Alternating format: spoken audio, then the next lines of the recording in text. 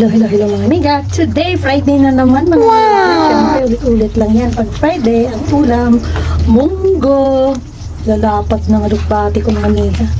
Siyempre, kami ng mga Ilonggo, paborito namin, pag munggo, alugbate. Sarap kaya mga amiga yan sa munggo. Siyempre, yan yung nakalakihan namin. Dito, pwede rin naman yung daw ng palaya. Pero kami, favorite namin yung alugbate. Yan mga amigang lalapad yan.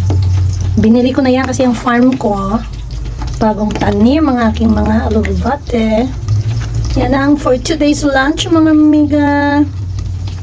Go na maraming kamatis.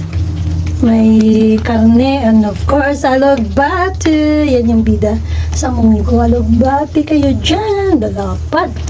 And of course may patis yan na pritong isda.